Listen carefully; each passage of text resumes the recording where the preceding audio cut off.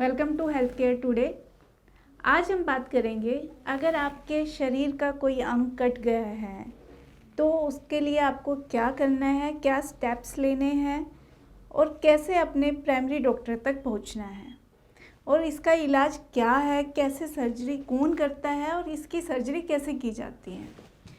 सबसे पहले आपको पता है कि मशीन इंजरीज़ या फिर जैसे कि आजकल कटाई सीजन चल रहा है उसकी वजह से भी कभी कभार हमारे अनफॉर्चुनेटली कोई शरीर का अंग कट जाता है, खासकर उंगलियां, हाथ का हिस्सा। कभी कभार जब बाइक चला रहे होते हैं तो पैर फंस जाता है और पैर पूरा का पूरा टूट जाता है, कट जाता है। तो उस केस में हमें क्या करना चाहिए? सबसे पहले कि ये जो कटा हुआ पार्ट है उसको हम कैसे प्रिजर्व करें और डॉक्टर तक लेकर जाएं। जो कटा हुआ हिस्सा है उसे डायरेक्ट बर्फ़ में बिल्कुल नहीं डालना है। ये गलत डालना है कि उसको डायरेक्ट बर्फ़ के अंदर डाल दो और ले जाओ। उस कटे हुए हिस्से को जो भी आपके पास साफ़ कॉटन का कपड़ा है उसके अंदर रैप करना है, उसे गीला करना है और एक कोई भी साफ़ थैली के अंदर उसको डाल दीजिए। इस थैली को आपको एक दूसरी थैली के अंदर डालना है जिसके अंदर आइस होगी। आइस, बर्फ़ जो उस हिस्से को ठंडा रखेगा। मैं फिर से बताना चाहूँगी कि जो कटा हुआ अंग है उसे आप एक बार साफ़ कपड़े में लपेट लीजिए, उसे गीला कर लीजिए। उस गीले किए हुए अंग को आप एक थैली के अंदर डालेंगे। ये थैली एक दूसरे थैली के अंदर डाली जाएगी जिसके अंदर बर्फ़ होगी। डायरेक्ट बर्फ़ के अंदर किसी भी कटे हुए अंग को नहीं डालना है।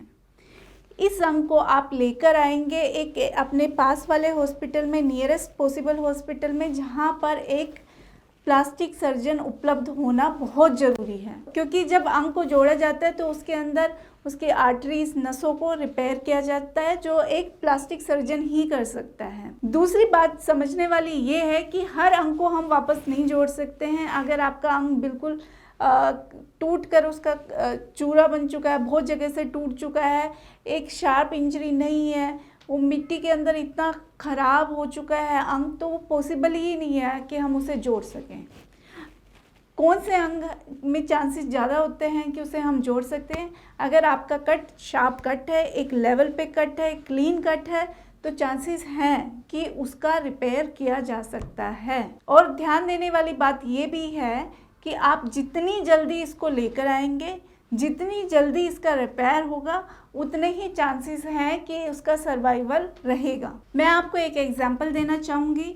ये हमारे पास एक सर्जन थे जो मिडिल एज मैन थे, इनका मशीन इंजरी हो गई थी। उसके बाद ये अपना जो हाथ इस लेवल पे जो कट हो गया था उसे लेकर आए थे। मैंने आपको बताया कि कटा हुआ हिस्सा दो तरह से हो सकता है, क्लीन कट और क्रश इंजरी। ये हालांकि क्लीन कट नहीं था, ये एक क्रश इंजरी थी और ये अराउंड 5 to 6 आवर्स के बाद अब वहाँ पर पहुँचे थे।